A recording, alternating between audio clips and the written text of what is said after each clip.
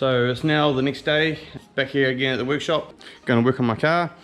So what I'm going to do today is I'm going to smoke test my intake and intercooler piping and all that, just to see if there's any boost leaks or anything, because obviously the car's running really rich. So I'll do a smoke test, and if there's any leaks, the smoke will come out of where the leaks are. And then I'm also going to try and sort out the wastegate again. I'll take another turn off the preload on the actuator, and that way there, hopefully it brings the boost down, because it's still boosting at 16.7.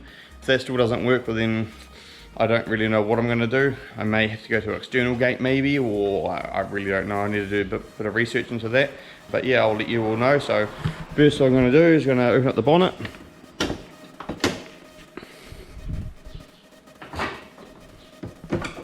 So I got the bonnet open.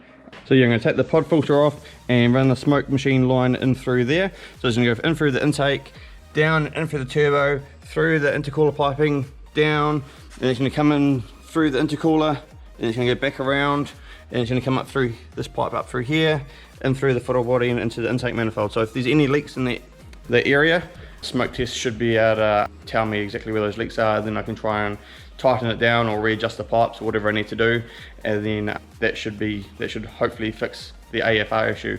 If it's not that, it could be an O2 sensor or something. My tuner messaged me last night and said that from the data logs, he said that it looks like my O2 sensor is breaking out, but I'll quickly smoke test it first just to rule that out. And then if it is the O2 sensor, well, then I can do some live data diagnostics and that on it, just to see what it is sort of reading at, and then I can replace it if need be. So yeah, just going to pop the pod filter off and start smoke testing it. Here's the smoke machine here, so I've just plugged it in so it connects to a battery, turn it on, and then it just smokes out. So I'll put this into the intake. I'll give it a bit of compressed air in there as well, just try and give it a bit of like forced air in there, and if it is leaking, well, the smoke will come out of the pipe. So we'll start doing that now. Yeah, just going to turn it on. Start smoking. And I'm going to jam this up quite far up in that pipe.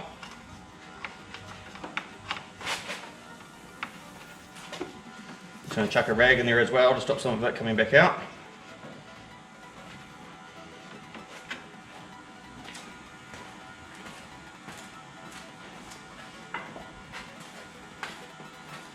Then I'm going to try and hold a block of wood on the end of it, just so it's not escaping out this pipe here.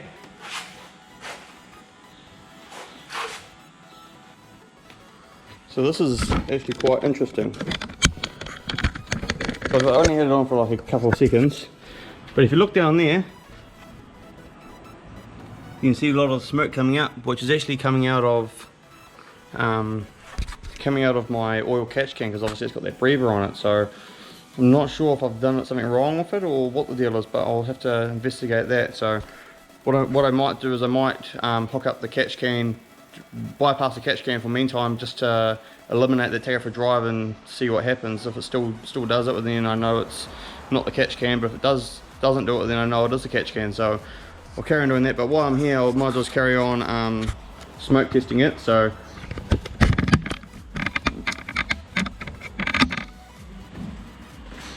I'll just see if there's any other leaks anywhere else.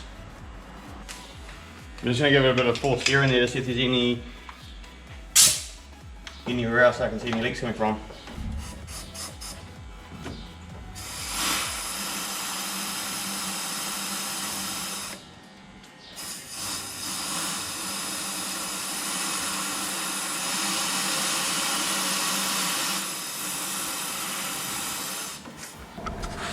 So just doing what I'm doing, I'm also seeing a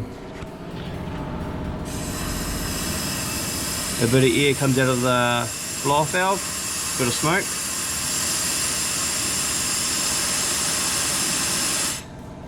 So yeah, I'm not entirely sure where that's coming from, but I need to try and sort that out as well.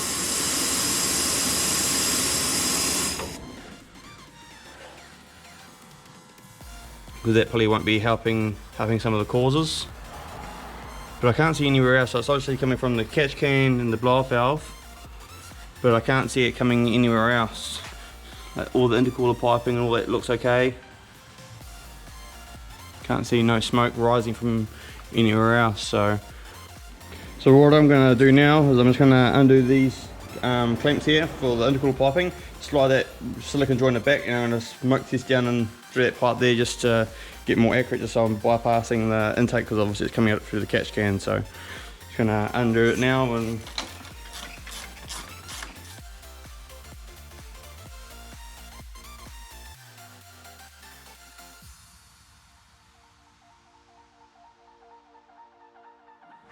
so yeah, now I'm going to put the smoke machine in there. So it should start smoking, yep. And I'll feed that down through that pipe there.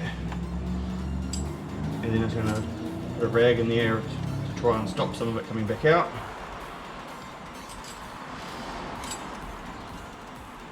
And see if I get any smoke anywhere else. I'll try and squeeze a bit of compressed air in there as well.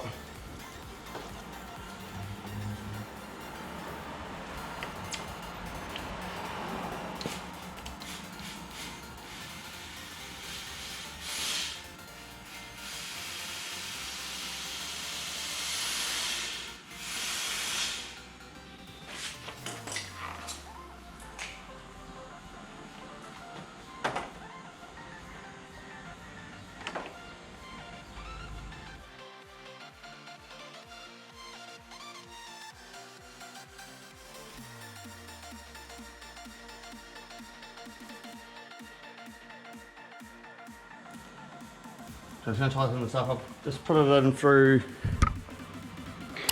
plug it into the vacuum line over here. So it's now coming out of the intake, but I'll block off the intake shortly and just see what happens. I'm just going to tighten this up here.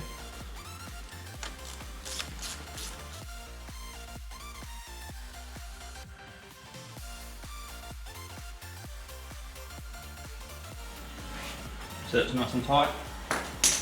This should be still smoking, yep. I'm just going to block off the intake. And we'll see if it has any other leaks anywhere else.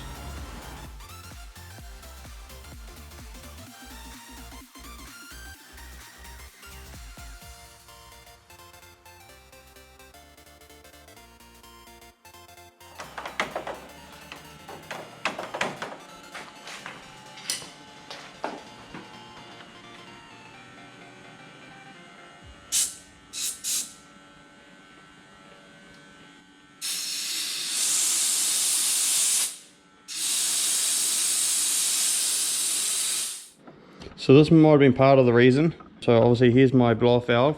It's already got this factory seal on it, but previously it wasn't sealing properly.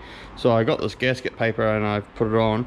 But what I've just noticed is if that goes on like that, the center hole is a bit bigger. You can still see that rubber seal, so it's not actually working efficiently. So I need to make it a lot smaller. So I need to get some new gasket paper, and then I need to cut out a new gasket for it. So I just quickly shot home, grabbed some gasket paper. So that's obviously the one I did last time, which obviously was a bit too big, so I was going to trace it around like that. And then obviously cut out the little circle for the holes and for the bolt holes, and then it should be the right size. So I've just cut out some new gaskets, a new gasket out of this gasket paper. So that's the old one and that's the new one.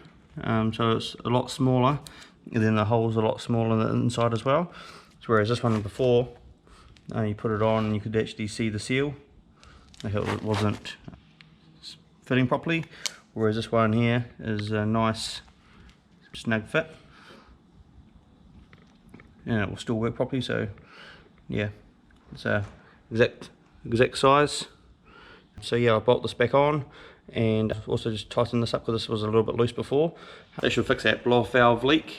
I might just bypass that oil catch can just for a second, just to exactly see if it is that causing my AFR to be really low, because obviously it's letting air out. So I'll quickly bypass that and take it for a quick drive and see what happens. Okay, so I've just put the blow-off valve back on, so the new gasket's on underneath it, it's all tight, so that's all sorted. This pipe here is a little bit loose as well, so that's tight. I've put the vacuum line back on for cable tie. This line here is one of my catch can lines, as well as this one here. So it used to go from out of the rocker cover down to the catch can down there and then back to the intake. but now I've just put this little pipe in from here to here to just bypass it. So I'll just leave that loose there for the meantime. Just gonna take it for a quick drive now, see what my AFRs are like. If it's still at 8.67, well then I know that the catch can is not the issue, but hopefully it's changed a little bit, because obviously I tried to fix that leak that was happening around by the blow-off valve. So yeah, I'll take it for a quick drive now. Hopefully the AFRs are right. If not, well then I might have to start looking into my O2 sensor, start reading the live data, because I've got two O2 sensors, one at the start of the downpipe and one at the end of the downpipe. Most likely it's the first one. The first one is your main one. The O2 sensors sort of just sitting down in there. It's a bit hard to get to because it plugs onto my downpipe, and it's, yeah, in a bit of a weird place, bit of a hard place to get to, but yeah, we'll go from there. We'll have a look at that once I'll take it for a drive, and if it doesn't fix it. So bonnet's closed, jump in and take it for a quick spin up the road.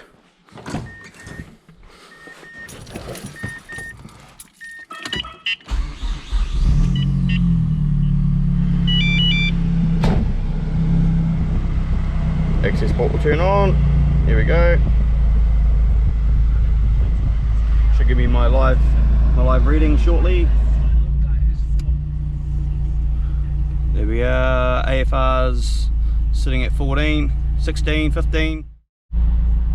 So here we have it here. The AFR is still hitting at 8.67. But for some reason, whatever I've done, my boost is only hitting 15.84. Before I was hitting like 16.7. So the boost has actually come down like a PSI, which is actually pretty good. So what I'll do now, the AFRs are still playing up, so I need to probably check out my O2 sensor. But I haven't got an O2 sensor here to check, to replace it with. But yeah, I'll plug the scan tool in it to see what the O2 sensor readings come back as. But I'm going to quickly chuck it up on the hoist and just wind back another half a turn, maybe one turn of the preload on the wastegate, and actually see what that does, see if that helps with these boost levels. Because ideally I want that figure there, the 15.84, I want that to be between 12 and 14, so I've still got a little bit to go. Also, while I'm here, I'm just going to quickly hook up the Accessport wiring properly. So before I used to have it plugged into the OBD port up in here, and then it used to go over the dash and plug it underneath. But what I'm going to do is I'm going to have it sort of come out under here, and then sort of just plug into there. And I've just got the wire coming, I've pulled the part of the center console out, and so I've got the wire coming in here. I'm just going to tuck it in that really tight top corner up there. And what I've just done, so this panel here goes down the bottom there. So what I've just done, I've just sort of grounded off the top corner, made the top corner round, whereas this one used to be like pointy. So that then that will allow enough room for the cable to sort of sit in. So yeah, it's going to do that. So what I've just done, because this cable, when it's plugged in, the wire's at the back, so that's plugged in like that. Drill a little hole at the back there. So I'll plug this end of the wire through there, and then I'll wrap it around under through the dash. It'll come up through here on the inside, and then come out in this corner, and then plug into the Accessport. So that's just going to make it a nice, tidy way of doing it. Because otherwise, I thought I had the cable running across here, but you're going to see the cable. Whereas if it's in there, that's just going to be up there. The cable's going to be at the back like that. So it's just going to be a nice way of doing it, making it real tidy. It's a shame I had to drill a little hole, but yeah, that's all good. So that's all done. So it's plugged in through here, runs in behind this panel here, up through here, and then out through this corner up there, and then it plugs into the Accessport. So before it used to be go right over the top of the dash and down in, but now it's quite a nice tidy. You've only got that little bit of wiring there you can see there, and that little bit of wiring that you can see there, and if I need to I can pull that out a little bit more and push it in. I've got a little bit of leeway room in there, so yeah, that's a lot tidier and makes it look a lot better. So I've just removed another turn of preload off on the wastegate actuator, so I'm just going to take it for a quick spin now and make sure that the car is all okay. See if it's brought my boost levels down a bit lower, because I need to get between 12 and 14 psi. So yeah, take it for a quick spin and I'll let you know shortly what happens. So I'm just taking it for a quick drive, still no change.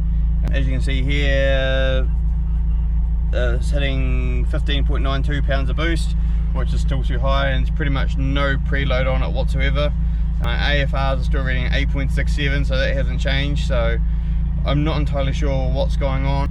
I'm going to have to probably get it to an auto sparky for them to actually exactly see what's going on. just a pain really. Get it to Auto Sparky, get them to fix it properly, get the professionals to diagnose it, then fix it, then hopefully I can get this tuned. And I can't really do much more. Yeah, just need to fix my AFRs and fix the wastegate. Once I do that, well, then I'll be able to tune it. That's going to wrap up today's video. Thanks for watching. I'll see you in the next one. Please hit the subscribe button down below. I just want to get a lot more subscribers, so yeah, if you haven't subscribed already, please do subscribe. Be able to keep up to date with all the latest content that we put up there. You'll get notified when we publish a new video. So if you want to see some more Mazdaspeed content, please hit the subscribe button. This is going to wrap today's video up, so yeah, see you in the next one.